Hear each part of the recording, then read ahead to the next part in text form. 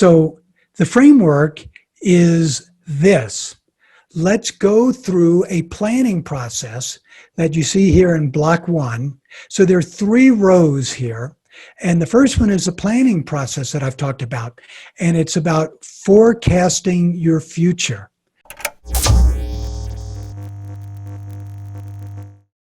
I created a model, that started on a mind map and went to a framework.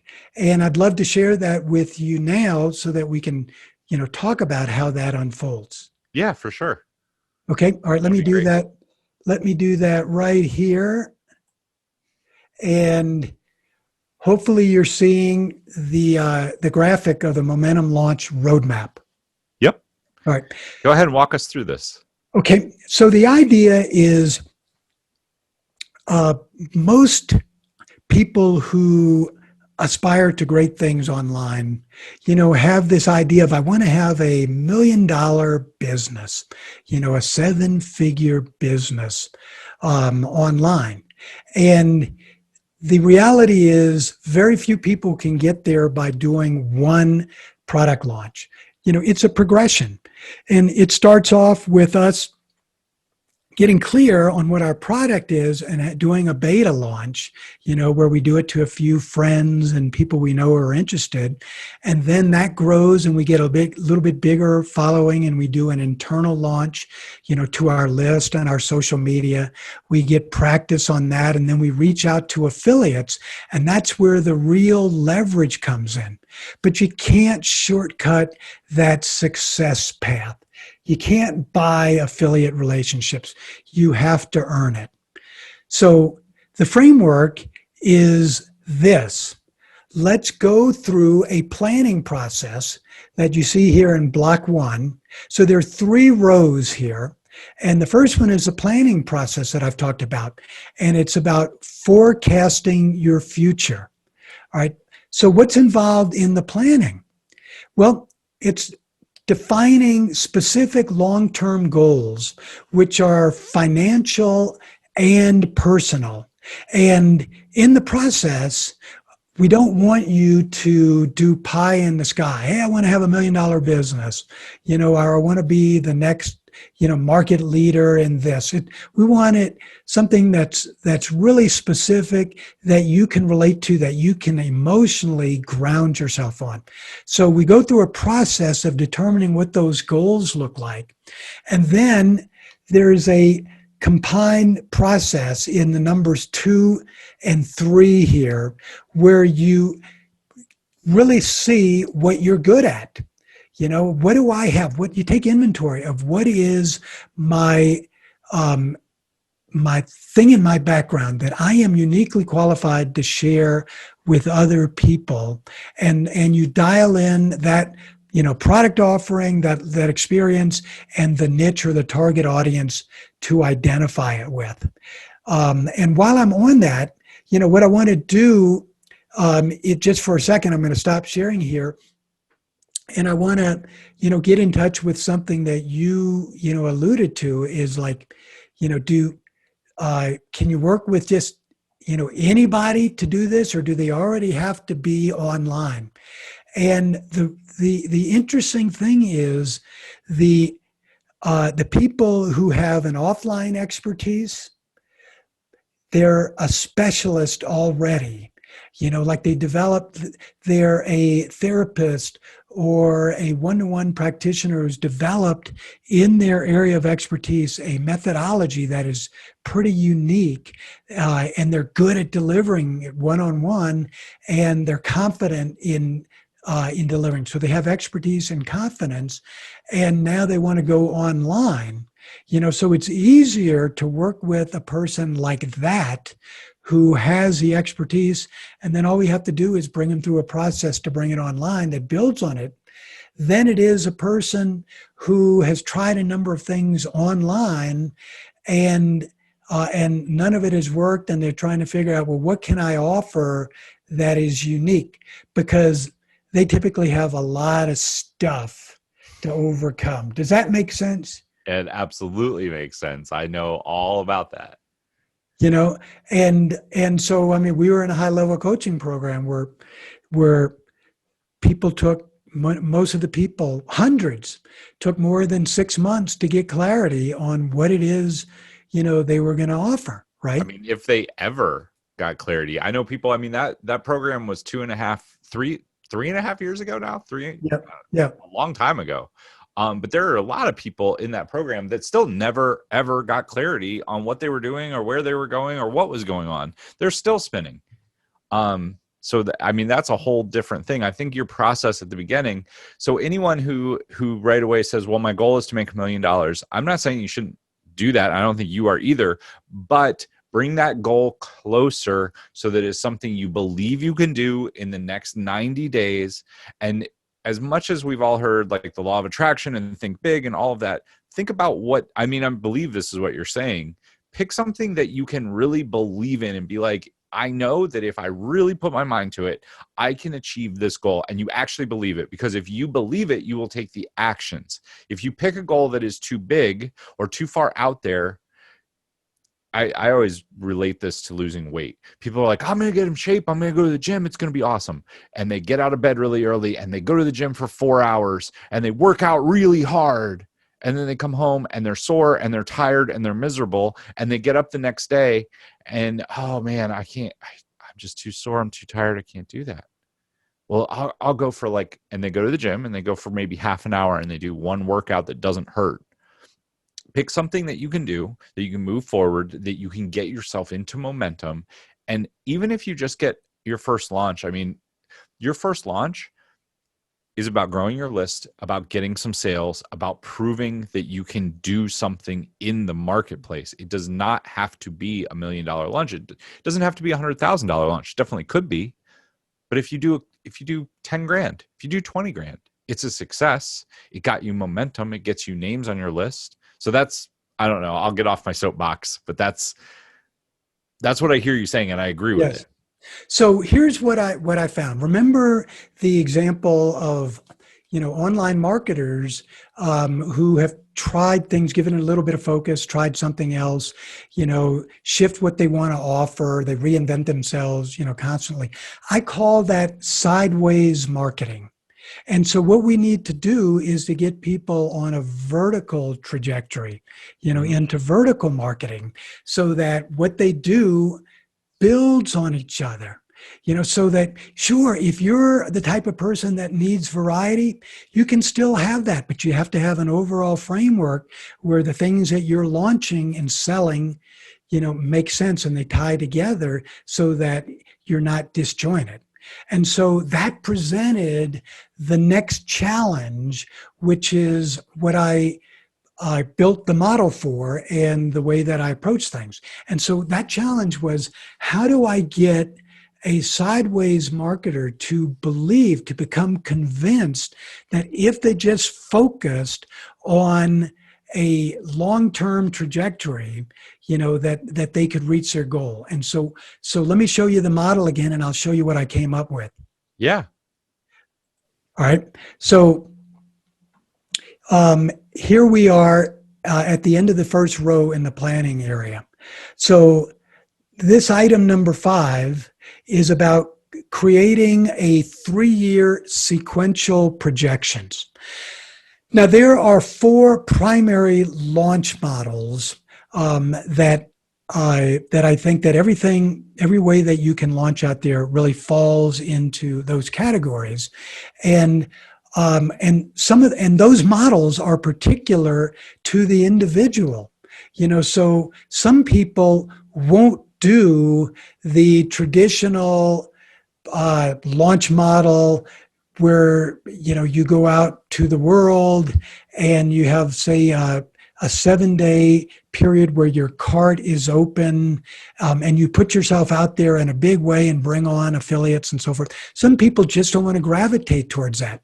Others want to gravitate towards more of what I call a roadshow launch, which is where you take it on the road, working with one affiliate at a time, give that affiliate and all of their people on their lists that they influence, a solid week of your time and your love and attention. And that fits their temperament a lot better. Some want to do something totally different, which is to go completely pre-recorded, and to do a kind of like an on hold or auto repeat type of launch where they create a webinar and then behind the scenes are running ads to it, and each week or month they're running people to that launch. So the method to reach your goals are specific to your goals and to your style and your time frame. And so I've created a model in this number 5 Mm-hmm. for each of those launch types and blending them where I can show how with your goals, how long it's going to take you to reach your goals. And that's where my CPA background comes in and my modeling, Mm-hmm. and I've had enough experience to know conversion rates, and opt-in rates and Facebook ads results and so forth, to take a very conservative approach. And then when I present that to people and show them before they've ever done the launch that if this is your goal and you want to put this amount of effort into it, it will take you this long to get there. So some people can get there in less than a year. Some people, might be in their 3rd year, to reach their goal. But I can quantify that with financial projections explained and shown in such a way that it makes total sense and it's tied to your individual goals. Then that, by following this approach, you can get there. So what do Awesome. you think that does to people's level of motivation to then jump into block 2, a launch and starting into the program? Nice. I mean, I'm sure it gets them moving, which is exactly what they need to be doing, right? Exactly. So here, block 2 is all about the current product launch. So, what we're doing is we're moving, we moved from left to right on the first row, and now we're going, from right to left. And here again, the planning. We've talked about planning on a global sense. Now we're planning your first launch. So we know what kind of launches are in your toolbox that are tailor fit for you. You've bought into those. And now we're going to say, before you start implementing it, let's plan it out. So you mentioned earlier, I like for new people online, I love what I call a momentum launch, which is one of those 4 models. It's the last one, actually, that we've talked about the other 3. And so the idea is it's 2 launches in one. It is the combination of what we know as an unboxing type launch and a presentation launch. And you can there are a number of specific mechanisms to achieve each of those. Let's just talk about one for the unboxing, and that would be a challenge. So an unboxing launch is just what the name implies, that how you get a package in the mail and you unwrap the paper and inside is a box, like if you buy something from Amazon. Inside is a box, and in it are a number of smaller packages because you probably bought a number of things online. So an unboxing launch is that concept. And so a challenge does exactly that. You look to solve one particular problem of your audience, and in the process of doing that, you're convincing them that you're the person to take them to the next step, which is the bigger launch. Mm-hmm. And that's your bigger program, and that you have a presentation or a webinar to deliver that. So that's what we do. And so you can see that in that combination of a challenge launch and a say a webinar launch, there are a lot of moving parts that are interrelated. So not only do you have to determine what the components of your challenge are, but true to unboxing, what are your upsell components going to be? What is your one-time offer and the other things you're going to offer? And so most people will tend to jump into that and hope that it all flows together, because it's easier to implement than to plan. But if you plan, so you see how all of those things feed off of each other and build to the next thing, what happens is the result is you can actually implement faster. You can get into launch mode faster, and you get a better result because your subconscious mind is already processing those things that you introduced, right here in section 6 of your planning process. Okay, creating that launch storyboard, which pulls together in outline and thought form all of the things that are going to be developed, much deeper as you move through the launch. And I've shared that with you, Steve. Yeah. What do you think of that process?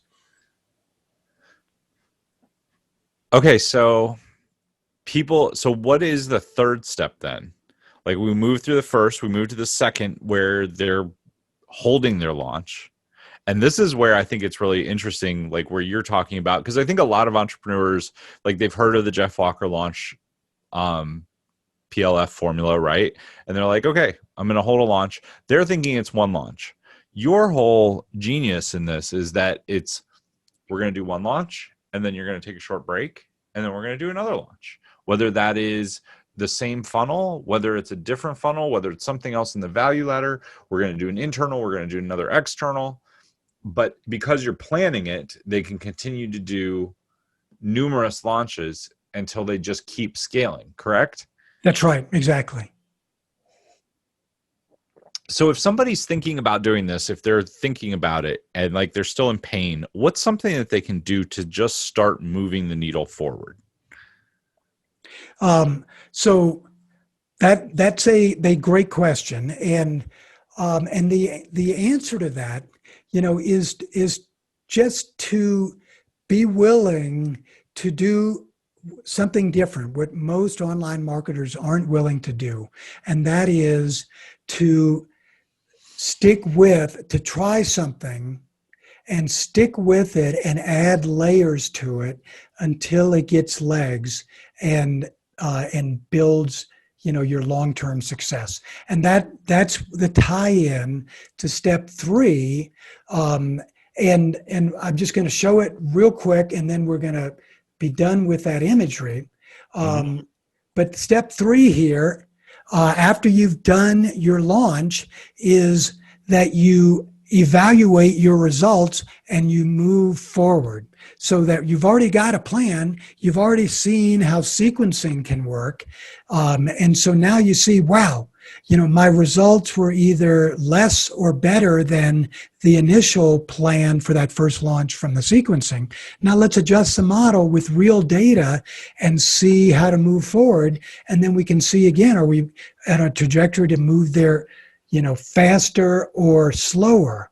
And so that's where we take all the data, the KPMs, the key performance metrics from the first launch, and we adjust it, to start launching again, and to launch again as quickly as we can. So that's how, the whole thing comes together, in that you are quickly internalizing a launch mode, and you can have several things going on at once. One that's on autopilot, as well as, your main product that you're going to do, say, every quarter, to reaching out to affiliates and doing a roadshow launch, in the interim to sharpen the saw. Are you looking to scale your business but trying to figure out how to get your message across? Well, go to storyselling.how to grab my free course that will show you how to discover everything that you need to build your business through stories. These stories work whether it's in social media, email, or public speaking. There are 5 core stories that you'll learn. You'll be able to use all of them by the time you're done with this course. Again, that is storyselling.how. If you enjoyed today's episode, make sure to tune in next time.